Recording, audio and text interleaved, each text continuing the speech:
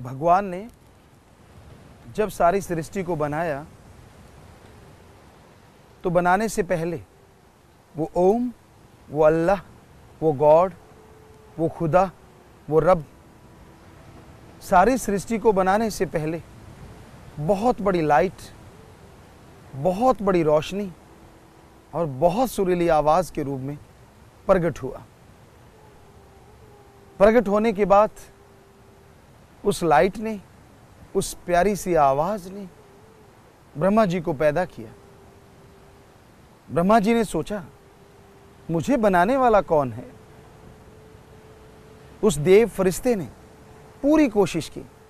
कहते हैं जुगों बीत गए लेकिन वो उस प्रकाश का कोई किनारा ना ढूंढ पाए, उस आवाज का स्रोत ना ढूंढ पाए, नतमस्तक हो गए। मैं कौन हूं? आप कौन हैं? मुझे किस लिए बनाया गया? तो आवाज आई, आपको ब्रह्मा कहा जाएगा, आपसे सृष्टि की रचना करवानी है। फिर प्रभु ने 5 तत्व पैदा किए। खंड ब्रह्मांड जिसे पृथ्वी कह लें, पानी, आग, हवा, आसमान, 5 तत्व बनाए और 5 तत्व से सारी सृष्टि को बनाया गया। पांचों तत्व अपनी अपनी जगह पे बहुत ही महत्वपूर्ण है। जैसे पानी है, पानी सारी सृष्टि को जीवन देने वाला है। बहुत से जूने जीव ऐसे हैं जिसमें पानी मुख्य तत्व है। जैसे वनस्पति है, वनस्पति में मुख्य तत्व पानी है। उदाहरण के तौर पे आप सरसों की पत्तियां ले लें, किसी पेड़ की पत्तियां ले लें 1 क्विंटल के करीब, और उनको धूप में सूखना रख दें। कुछ दिनों के बाद आप देखेंगे वो क्विंटल की जगह कुछ किलो रह गए, क्योंकि उनका मुख्य तत्व पानी है जो उड़ जाता है। इसी तरह कीड़े मकोड़े होते हैं, उनमें हवा और आग होती है। मरुस्थल में, रेगिस्तान में ऐसे चींटे चींटियों को, कीड़े मकोड़ों को रेंगते देखा गया।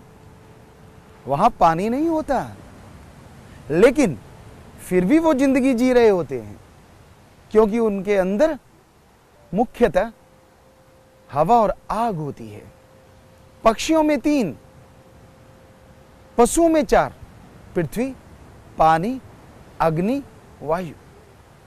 सभी में आकाश तत्व नाम मात्र होता है, पर मनुष्य में आकाश तत्व सबसे ज्यादा होता है। आकाश तत्व की वजह से इंसान के अंदर, जीवों के अंदर बुद्धि, विवेक आता है। तो हमारे धर्मों में लिखा है मनुष्य सर्वश्रेष्ठ जून है, खुद मुख्तियार जून है, सरदार जून है, अति उत्तम जून है, क्योंकि इसमें आकाश तत्व सबसे ज्यादा है। और ये मनुष्य जो सबसे बुद्धिमान है, जो भगवान ने सर्वश्रेष्ठ बनाया है, ये तत्वों का नाश करने पे लगा हुआ है। पानी को ही ले लीजिए, आज ये हाल हो चुका है कि जो पीने का पानी है वो रसताल में जा रहा है, खत्म होता जा रहा है। अंधाधुंध ये मनुष्य पानी का इस्तेमाल कर रहा है, इस्तेमाल नहीं, बर्बाद कर रहा है। तो ये पानी की बर्बादी आने वाले समय में मनुष्य के लिए बहुत ही खतरनाक हो सकती है। यह भी संभव हो सकता है कि मनुष्य पानी के लिए युद्ध करे। भगवान ने तो सर्वश्रेष्ठ बनाया, बहुत बुद्धि विवेक दी, लेकिन इसने बुद्धि विवेक का दुरुपयोग करना शुरू कर दिया। पेड़ पौधे काट रहे हैं, वहां कंक्रीट के पेड़ पौधे बन रहे हैं, यानी महल मकान। कोई ऐसा युग था जैसे सतयुग, क्या युग था वो। कोई जमीन जायदाद अलग किसी के नाम नहीं होती थी, तब पेड़ पौधे होते थे, उनके नीचे घर बना लिया जाता था और कोई किसी के दखलंदाजी नहीं देता था। सारा जंगलात जमीन जायदाद होता था। कोई भी इंसान कहीं से कोई फ्रूट ले सकता था, कोई भी वनस्पति का इस्तेमाल कर सकता था, कोई रोक टोक नहीं थी। बरसात के लिए जिस तरह ये नारियल के पेड़ हैं, खंजूर हैं, उनके पत्तों से पेड़ के नीचे एक चद्दर की तरह बांध लिया जाता था। चारों तरफ थोड़ी थोड़ी बाड़ कर ली जाती थी, वही दीवारें होती थी, वही छत होती थी। नेचर खूब देती थी, क्या खूबसूरती होती थी। परियां परे उसी से इजाद हुए हैं, उसी जमाने में बने हैं। गजब की खूबसूरती, गजब की वनस्पति। पर जैसे मनुष्य को बना दिया गया, युग बदलते गए, लड़ाई झगड़े शुरू होते गए और कलयुग आ गया। इस कलयुग में इस मनुष्य ने अति कर रखी है, वनस्पति को खत्म करने पे तुला हुआ है, पानी को बर्बाद कर रहा है। फसलों में पानी अंधाधुंध दिया जाता है। ऐसी फसलें पैदा की जा सकती हैं जो पैदावार भी ज्यादा दें, जिनका मूल्य भी ज्यादा हो और पानी की खपत भी कम हो। जिस तरह आप नहाते हैं, उदाहरण के तौर पे जैसे आप नहाते हैं तो आप थोड़े कंक्रीट रख लें, एक गड्ढा बना लें बाथरूम के साइड में, और उसमें पहले बड़े पत्थर, फिर बजरी वगैरह, और फिर रेत, समुद्री रेत, नदी की रेत या बालू रेत डाल लें और उसके नीचे से एक पाइप रख दें। उस गड्ढे के नीचे एक पाइप डाल दें जो बाहर गिर रही हो। वो पानी जो आप नहाते हैं, साबुन है, शैम्पू है, वो फिल्टर हो जाएगा। जब वो पानी ऊपर से गिरता है तो कंक्रीट में बालू रेत उसे फिल्टर कर देगा। सारी केमिकल्स, साबुन, शैम्पू वगैरह उसमें रुक जाएंगे और शुद्ध पानी आगे निकलेगा। उस पानी से आप सब्जियां ले सकते हैं। आप क्या सोचते हैं वो गंदा पानी है? और आप क्या सोचते हैं आप जो सब्जियां खाते हैं वो बहुत अच्छी होती हैं? अरे बड़े बड़े शहरों में जो सीवरेज निकलता है, टट्टी पेशाब लोगों का, हमने अपनी आंखों से देखा है। लोग उससे सब्जियां पैदा करते हैं, डायरेक्ट खेतों में जाता है क्योंकि उससे पैदावार ज्यादा होती है, यह कहा जाता है। और सच इतना नहीं जितना कहा जाता है, उसमें केमिकल्स होते हैं, जहर होता है। तो आप जो नहाते हैं वो इतना गंदा नहीं जितना कि आप शहर से वो सब्जियां लेके आते हैं जो सीवरेज से पैदा होती हैं। आपका पानी जो जाएगा वो काफी हद तक सही होके जाएगा। इस फिल्टर को और अच्छा बना देंगे तो 100% शुद्ध पानी लिया जा सकता है। आप नहा भी लिए, सब्जियां भी पैदा हो गई, और वो सब्जियां आपको बहुत आमदन देंगी, आपके घर के खर्चों में बहुत कटौती करेंगी। इसी तरह आप ब्रश करने लगते हैं। हमने देखा है आजकल के नौजवानों को, अधेड़ बुजुर्गों को, टोंटी छोड़ दी, टैब चल रही है और महाशय ब्रश कर रहे हैं। पानी यहां सिर्फ और सिर्फ 200 ml चाहिए, आप 20 लीटर तक बहा देते हैं। कितना अच्छा हो। एक गिलास रख लीजिए, टोंटी से पानी भरिए, टैप बंद कर दीजिए और एक गिलास में 150-200 ml पानी आएगा। आप ब्रश कीजिए और पानी से कुल्ला करके उसे खत्म कर दीजिए। इस तरह आप पानी बचा सकते हैं। पानी का अंधाधुंध प्रयोग इंसान के लिए बहुत ही दुखदाई है। बहुत सी बीमारियां पैदा हो रही हैं। गंदा पानी धरती में जाता है आपके कुओं के द्वारा, क्योंकि कुएं जो हैं वो डायरेक्ट रसायन को ले जाते हैं अंदर, अगर उनमें पानी गिरने लगता है।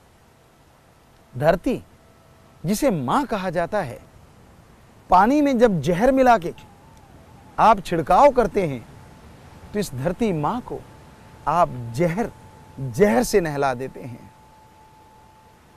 इसे अगर जहर से नहलाएंगे तो क्या आप जहर से बच पाएंगे?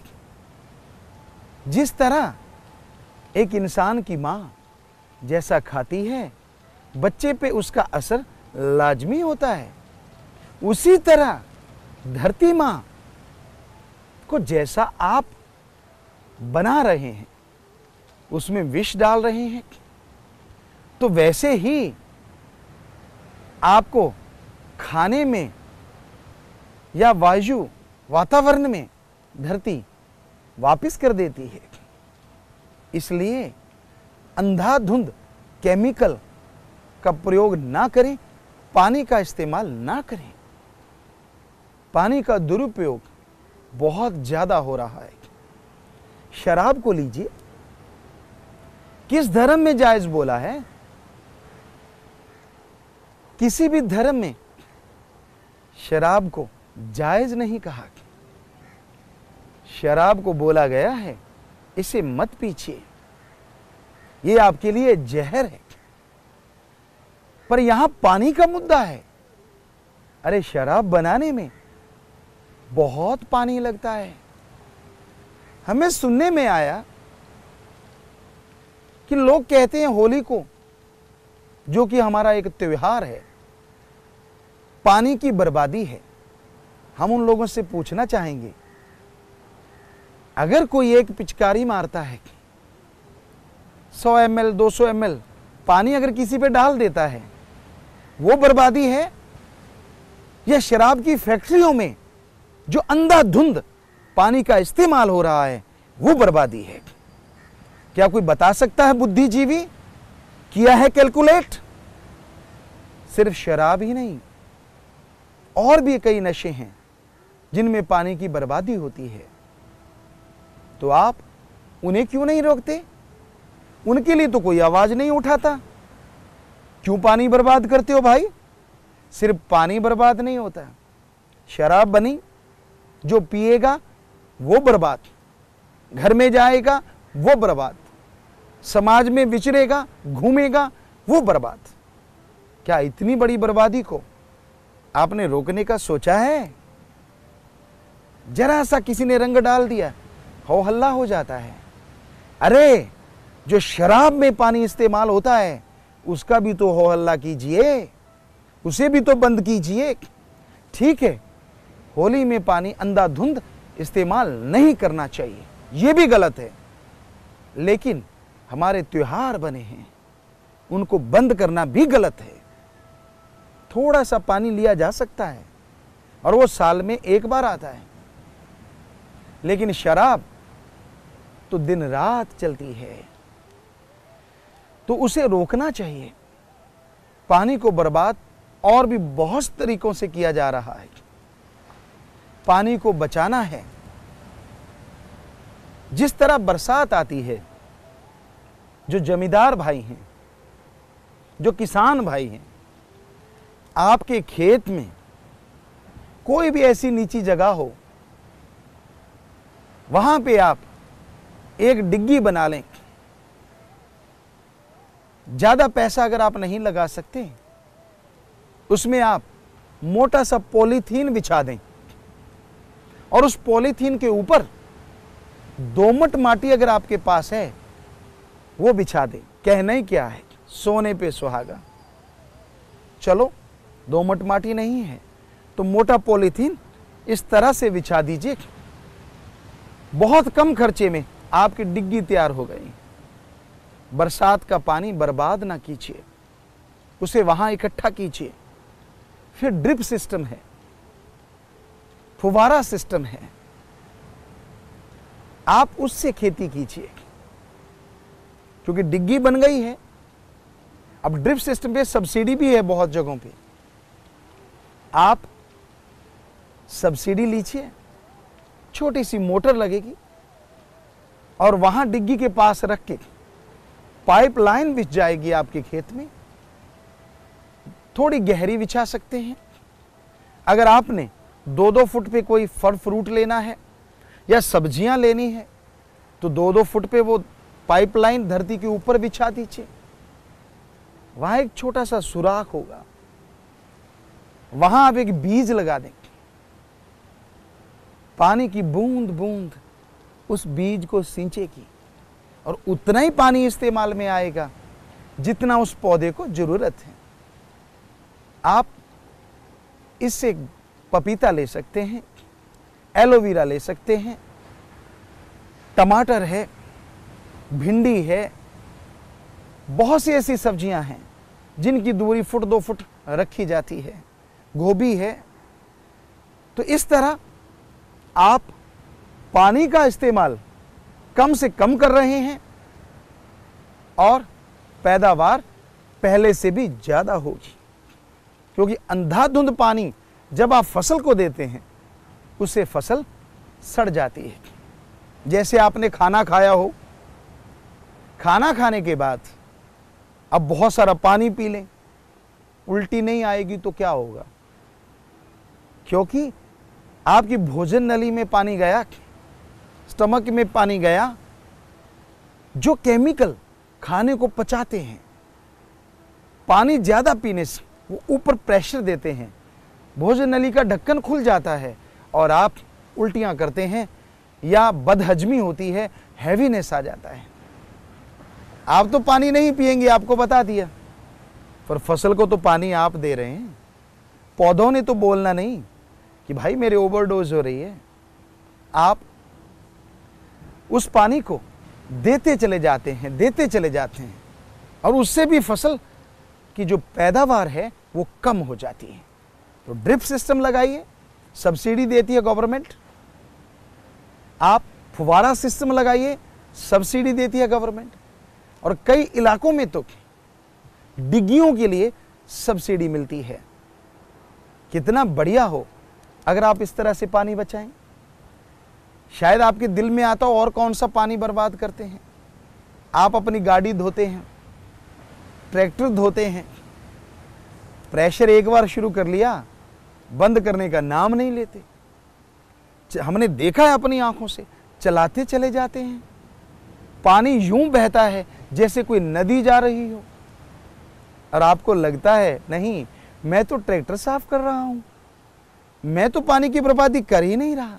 कीजिए ट्रैक्टर साफ, कीजिए गाड़ी साफ, पर इस्तेमाल कीजिए वही टेक्निक जो आप अपने नहाने में करते हैं। यहां पे आप ट्रैक्टर धोते हैं थोड़ी ऊंची जगह, वहीं पे वो थोड़े से कंक्रीट वो फिल्टर बना लीजिए, देसी फिल्टर, और उसी पानी से आप फसल लीजिए। पानी बर्बाद नहीं होगा, बल्कि उसका इस्तेमाल होगा, उसका फायदा होगा और आप खुशहाल हो जाएंगे।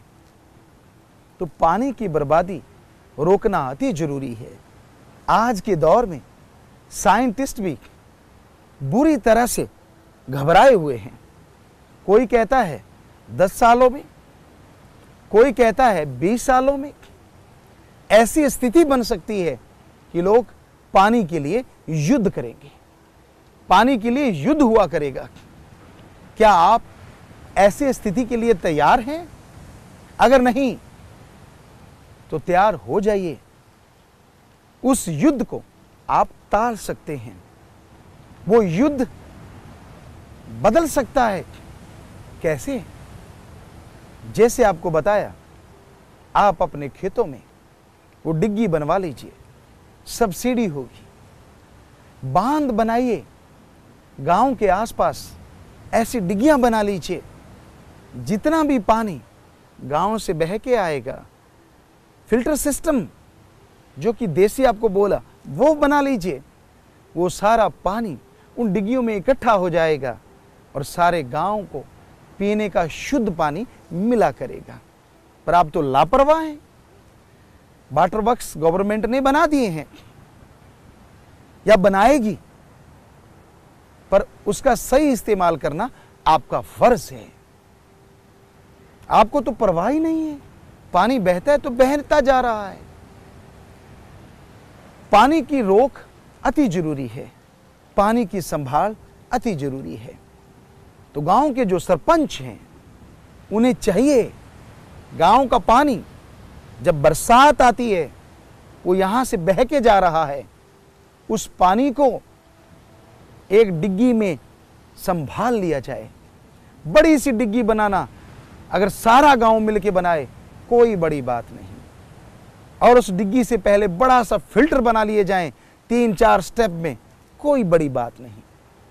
वो पानी फिल्टरों से होता हुआ जब डिग्गी में गिरेगा, वो शुद्ध पानी होगा।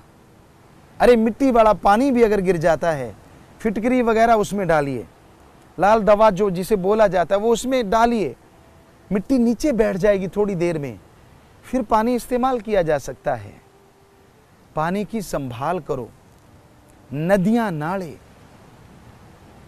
जो उफान पे आ जाते हैं, हम हाथ जोड़ के हमारे देश के माननीय राष्ट्रपति महोदय, प्रधानमंत्री महोदय से ये प्रार्थना करते हैं कि ये अति जरूरी है कि आप, यहां पानी नहीं लगता, या बंजर धरती है, वहां के लिए नहरें बनवाएं। आप खाने का इंतजाम कर दें। नहरें, जिन गांवों में नदियां नहीं, नहरें नहीं, वो गांव वासी खुद बना सकते हैं। आप उन्हें पक्का करने के लिए थोड़ा इंतजाम कर दीजिए। अपने आप वो नहर, नदियां खोद के ले जाएंगे, उनका खुद का फायदा होगा, सारे देश का फायदा होगा। इस तरह से कहीं पे बाढ़ नहीं आएगी और कहीं सूखा नहीं रहेगा। ऐसा कीजिए आप सब लोग मिलके। हमारा देश दुनिया का गुरु देश कहलाता है और वास्तव में यहां ऐसे सिस्टम होने चाहिए। हमने रीयूज वाटर सिस्टम शुरू किया है। फसल को पानी दो। जिन किसानों के पास थोड़ा पैसा है, वो दोमट माटी डालें, थोड़ी कंक्रीट डाल के उसको पक्का बना लें और उसके ऊपर 2-2.5 फीट उपजाऊ मिट्टी डाल दें। जो मर्जी फसल लें, नीचे पाइपलाइन और उसके ऊपर लोहे की जालियां लगा दें, तो पानी फसल को लगेगा। जो फालतू नीचे जाएगा वो जालियों में से होता, पाइप जो बनी हुई है उनमें से होता हुआ एक जगह इकट्ठा होगा, उसे फिर से फसल के लिए इस्तेमाल किया जा सकता है। तो हमारी सब लोगों से हाथ जोड़ के गुजारिश है, प्रार्थना है, पानी को बर्बाद मत कीजिए। ये कुदरत का वो दिया हुआ बहुत बड़ा तोहफा है, नियामत है, जो हमारे शरीर में लगभग 80-90% है। अगर हम इस पानी को बर्बाद कर देंगे तो शरीर को बर्बाद होने से कोई नहीं बचा पाएगा। इसलिए पानी को बचाइए, ईश्वर के गुण गाइए और घर में स्वस्थ रहें, तंदुरुस्त रहें। यही प्रभु से प्रार्थना है।